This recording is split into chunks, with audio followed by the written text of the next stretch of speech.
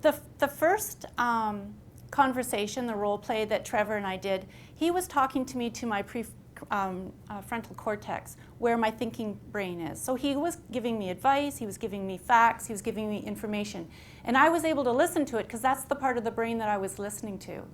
But what you're describing, Ralph, is somebody that maybe they're still a little raw or vulnerable, the family, and they might instead be listening with their amygdala, the emotional center of their brain. And so if Trevor or you at the very first meeting, you started talking to my prefrontal cortex, but I'm listening with my amygdala, I'm listening with my emotions, that's when it goes sideways. That's when it doesn't go well. And we're going to role play that. When you're recognizing it's going sideways, stop and think about talking to the different part of the brain. And instead of giving the facts, the information, the advice, switch instead to connecting to the emotion, acknowledging the emotion, and you'll see Trevor will do that really well. So should we set up this story? Okay, now you're Mrs. Jones, and it's your father who's come in.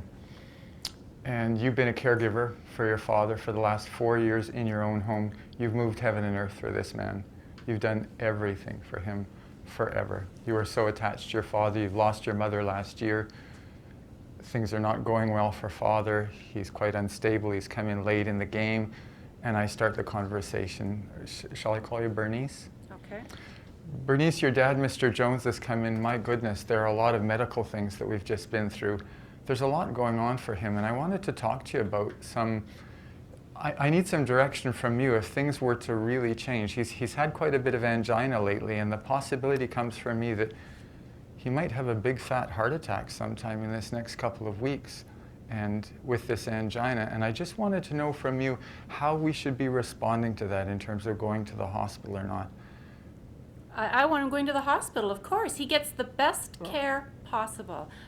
If I'm not, I promised him he would get the best care possible, and so that's what he has to have.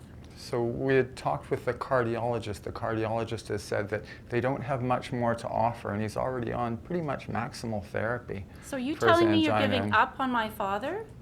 Are you telling me that there's nothing more you can do and you're going to give up on him? What kind of a place is this? I can see that this is really painful for you. Well, I love my dad, and just because I can't take care of him anymore doesn't mean that you guys stop taking care of him as well.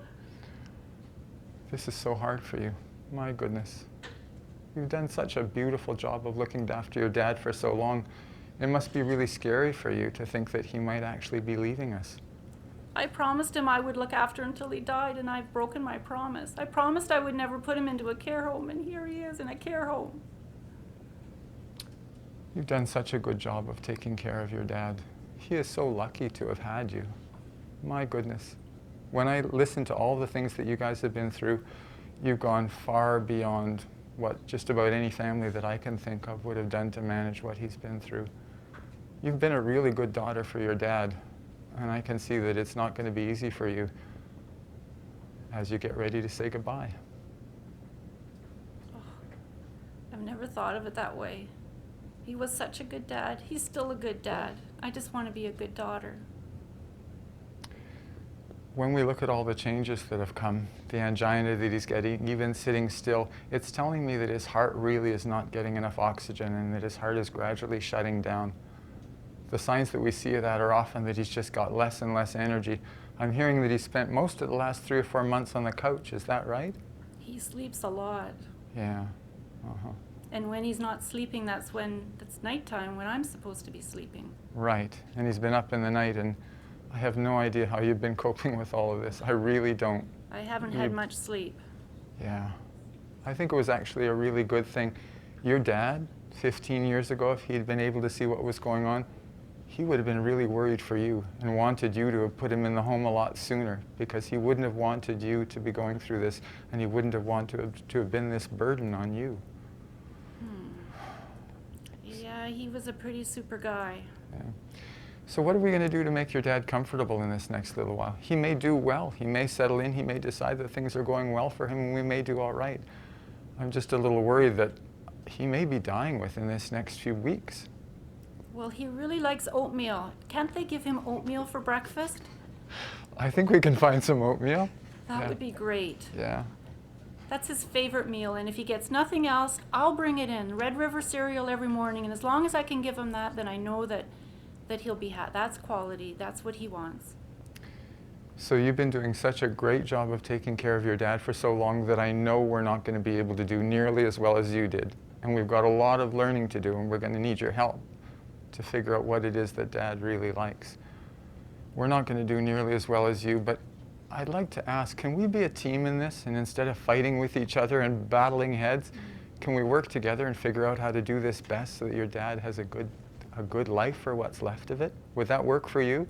I'd like that. Let's be a team. Let's not waste any energy on fighting. Let's just do it together as best we can. And we're going to fail you. We're going to screw up. It's a big system. I got a whole bunch of different staff, and not everybody's going to be on the same page. And we're not going to do it perfectly the way you did. But we'll do the best we can, and I promise we'll try. And there are some nice care aids. There's some really good ones.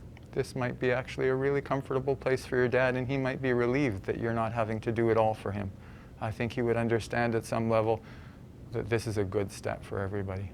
Thank you. Yeah. Okay. So the head part wasn't going very well. Oh my God, we were going sideways. So we have to step into the emotional realm and just be in that place of I'm grieving my dad and I'm scared. I'm desperately scared and I know that he's dying, but I really, really don't want to let anybody let him die. And we have to acknowledge that. Acknowledge all the things that daughter has done. She's got an emotional need. This isn't a cognitive understood need. There's a deep emotional need to keep her dad alive. And we have to somehow align with that.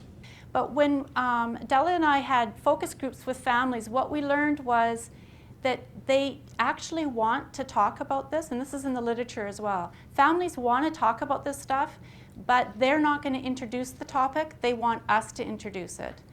And we don't have to be their buddy to have the conversation. So they're okay if we don't have a relationship. They are just expecting the healthcare providers, they didn't specify, a nurse or a doctor or a social worker, to start the conversation.